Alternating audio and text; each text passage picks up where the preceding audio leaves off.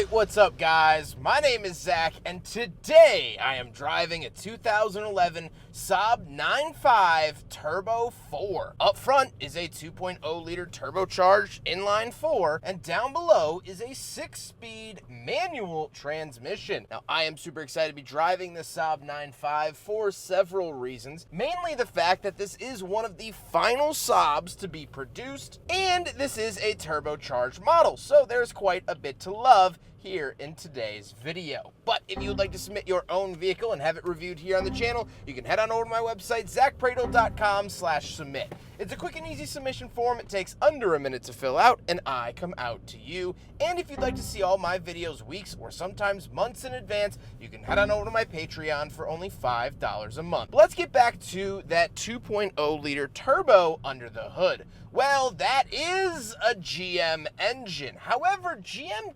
technically didn't own Saab. They actually sold them off the year before this car to Spyker. However, they continued to make the GM versions of the Saabs. It's kind of muddy. This is owned by Spyker, built using GM parts, and sold with a Saab badge. But this is the Turbo 4. I'll put the horsepower on the screen, and this was the smaller engine offered. They also had a 6-cylinder that was also turbocharged. However, you could not get that with the manual transmission. I like this power plant a lot. I think it works really well.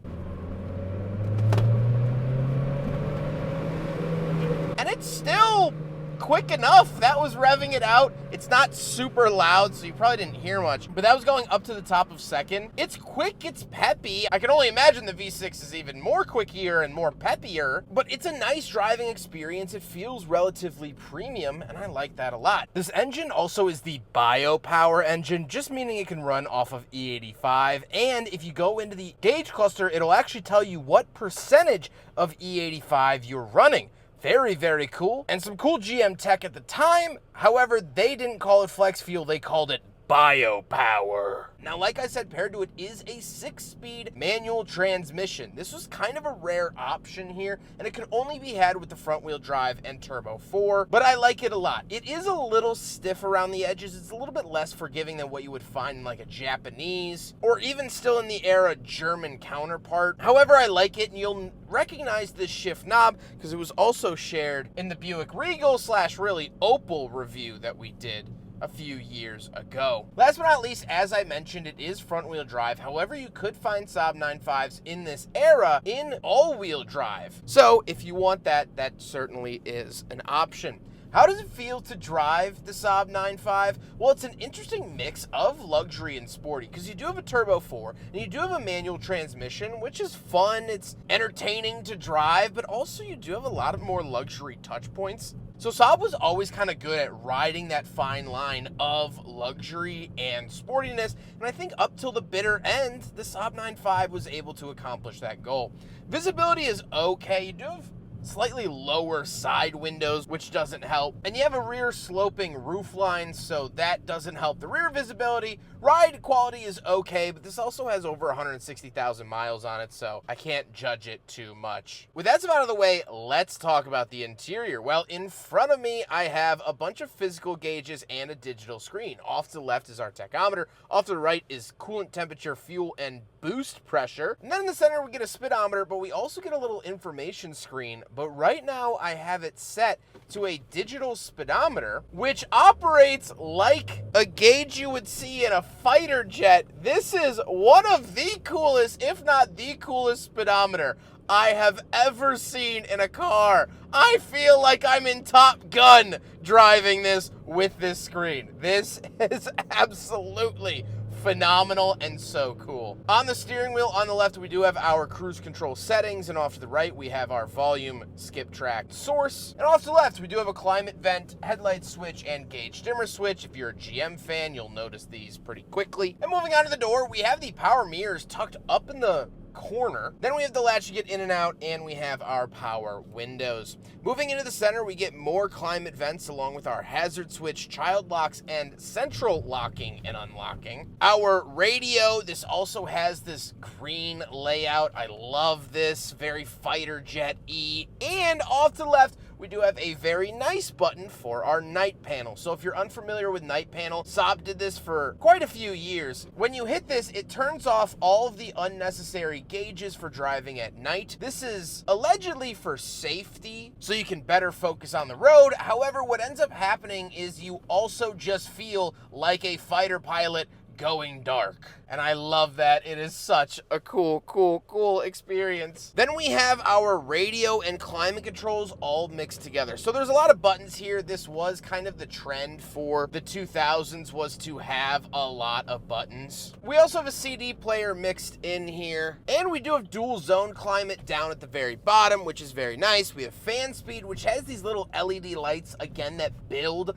like a fighter jet. Love to see that. Off to the right, we do have a glove box, which is cooled. So if you had some cool drinks you wanted to bring along with you on a trip, you could put them in the glove box and they would remain cooled.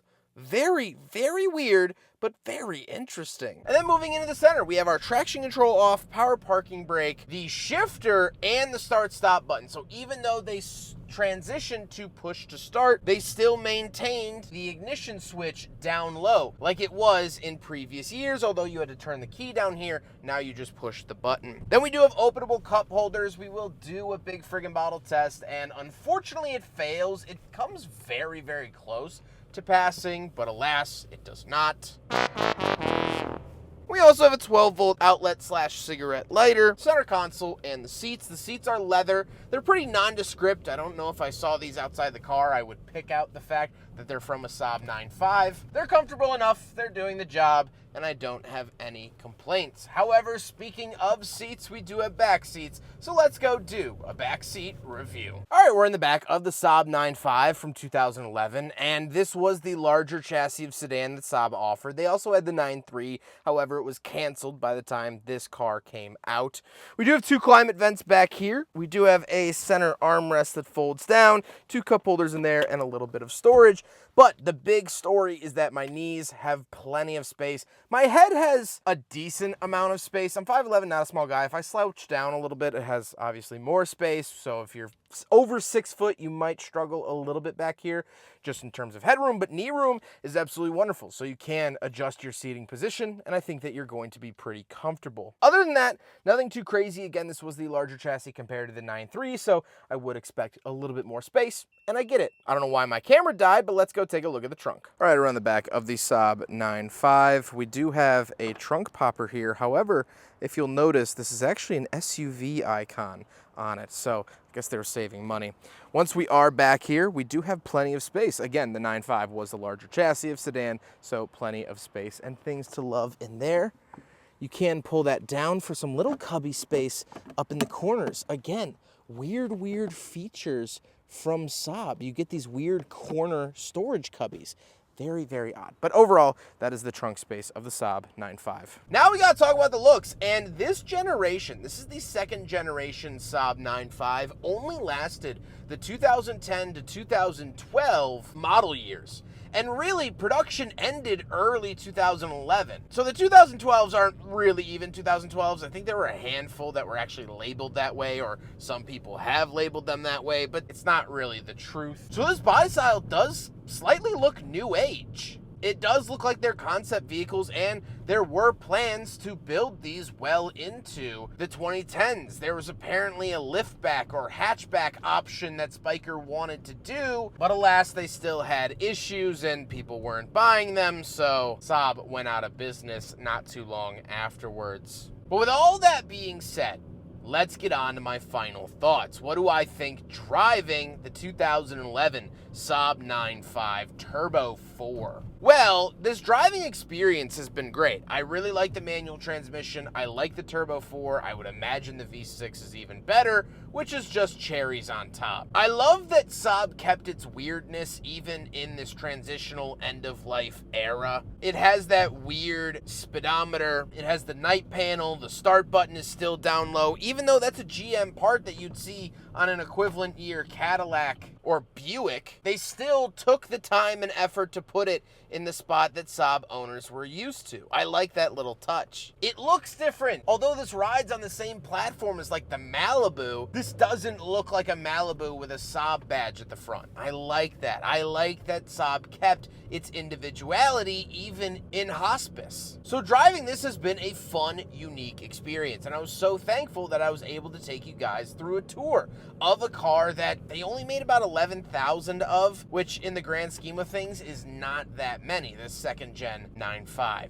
But with all that, the thought that comes to mind is that this is a very pretty, very well thought out, very lovely, very unique tombstone. Maybe it's chiseled out of granite or some other rock. Maybe it has a statue or some scripture, or some beautiful pictures etched into it. But at the end of the day, no matter how pretty, no matter how elegant, no matter how shocking or brilliant a tombstone might be, it's still marking the end. And all of the Saab craziness, all their uniqueness, everything that made them tick is still gone. No matter how cool their final product was, no matter how interesting this vehicle might be.